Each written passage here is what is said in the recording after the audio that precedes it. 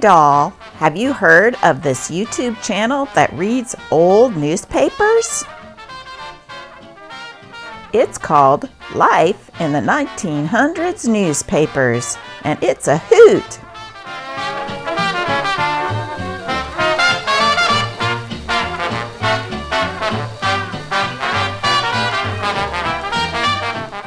The word is out. This is the place if you want to hear some funny, unusual stories from the past.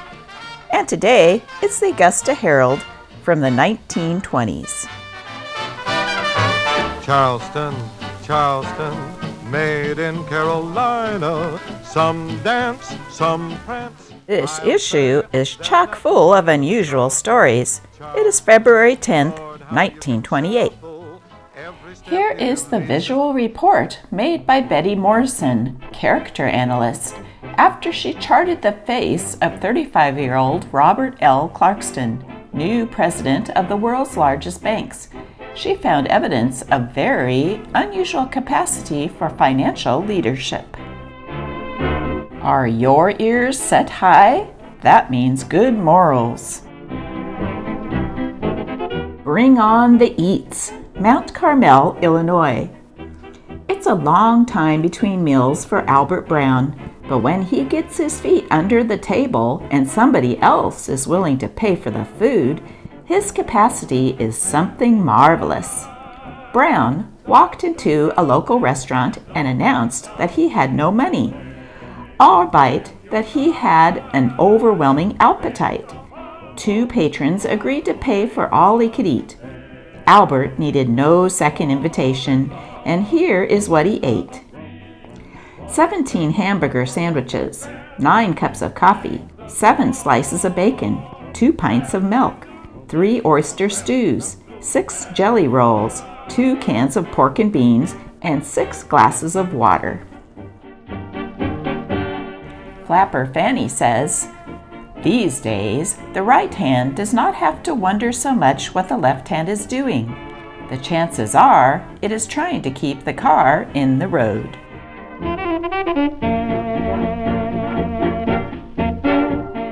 This is a helpful tip. How to speak 24 languages in 24 seconds. Washington, D.C. Who would like to speak 24 languages? Who would like to converse with equal ease in Japanese, Arabic, and Hungarian? Read then this.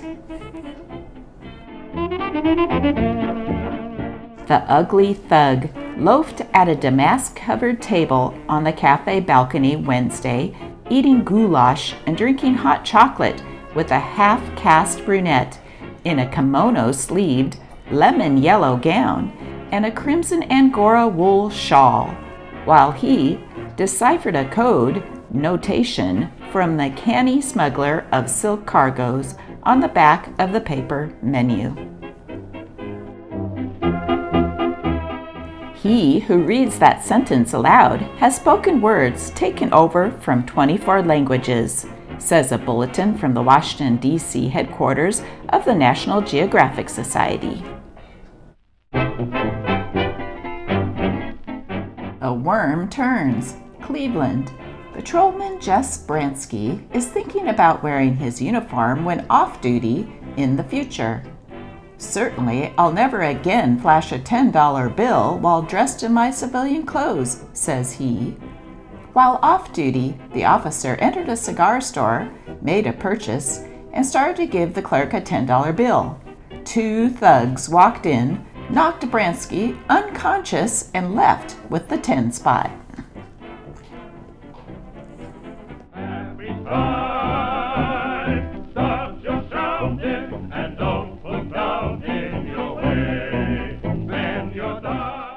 Ooh, Eagle Coal Wood Ranges, $74.50, and free $12.50 worth of a dinner set of 42 pieces.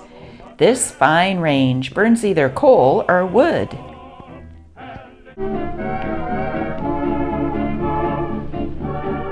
Wild Auto butts passenger train, Clements, Kansas. Trying out a new auto near a railroad crossing is bad business. Ben Weatherholt, a retired farmer, will tell you so. He tried it and ought to know. With Weatherholt driving, he and Peter Schimpf started the new car for a trial spin. Everything was lovely until the former spotted a Santa Fe passenger train speeding toward him as he was about to cross the tracks. Then things happened fast and furious. Weatherholt thought he had the car under control when it suddenly lurched forward and butted the passing train. It bounced back and returned for another jolt before the last coach had passed. Casualties: 2 autoists badly shaken, 1 auto badly bent, 2 railroad coaches with smashed steps.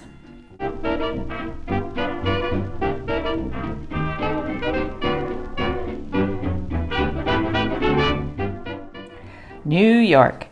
We've heard a lot about the various ways of earning our daily salt, but Richard Rowden, worm farmer, takes our prize. He sallies forth in the middle of the night, equipped with flashlight and bucket, to snare the lowly earthworm. He sells them to medical students for dissection and makes a good income at 15 worms for 20 cents. Favorite jokes of famous people. Mr. Doyle is the originator of Sherlock Holmes, the editor of a large number of books, has written much verse, and is a renowned spiritualist. Here is his favorite joke. When the great literary man was about to pay his fare, the cabman quite respectably says, "If you please, sir, I should much prefer a ticket to your lecture. If you have none, with your visiting card penciled by yourself will do." Conan Doyle laughed. "Tell me," he said, "how you knew who I was, and I'll give you tickets for your whole family." Cabman says, "Your right overshoe has a clod of buffalo mud just under its instep. The odor of Utica cigar hangs about your clothing, and your overcoat itself shows the slovenly brushing of a porter of the through sleeper from Albany. And stenciled on the very end of your traveling bag is the name Conan Doyle." Boy lives 5 years with wild wolf, Wichita Falls, Texas. Sin Roba, Indian youth, who is now 18, has come back to civilization after living for 5 years in the mountains with only a wild wolf for company.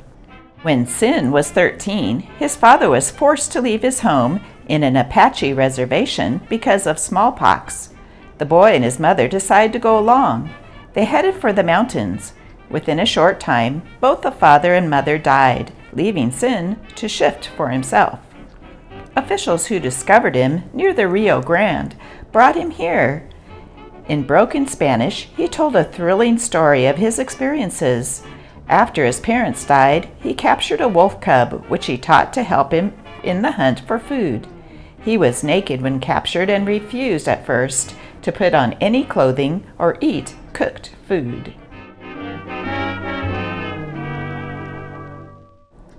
Solomon had nix on der Herr Franz. Berlin. Women, 1,300 of them in all parts of Germany, are trying to forget the same lover. Following the arrest of Franz Liefke, handsome and gifted with a loving tongue, letters began coming to the police headquarters from hundreds of women whom he had duped into love affairs.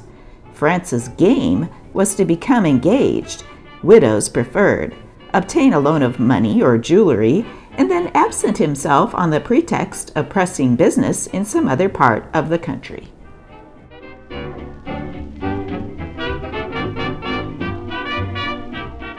Classified section. Auction. I am closing out all my household effects, which include Turkish rugs, old masters, tapestries, and imported vases. This is a rare opportunity, as I am going to let everything go except cigarette case, which I have just filled with old golds and will not sacrifice at any price. Will the gentleman who came to assistance of a man with a coughing spell in front of Merchant's Bank Tuesday and give him immediate relief by offering him old gold cigarettes please phone? Notice the party who picked up partly smoked old gold cigarette from table at the Ritz Grill yesterday afternoon is known. No action will be taken if he confesses and makes immediate and adequate restitution. Lost, Bulldog, answers to the name of Old Gold. Dog is not much good, but the name of Old Gold is of great sentimental value. Phone Geranium 85464 and ask for Mr. Zilch.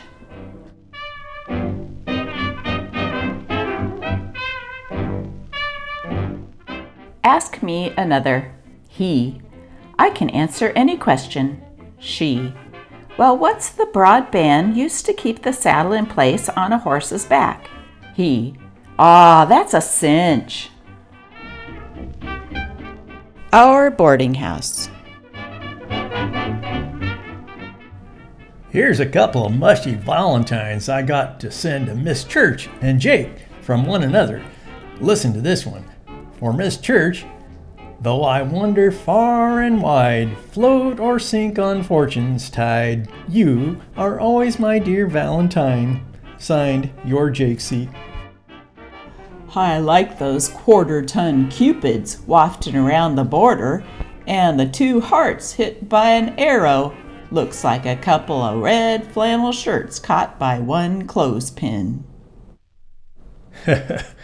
It's all right with me. Saves me buying one for her. Yep, the joke is on me, but at their expense.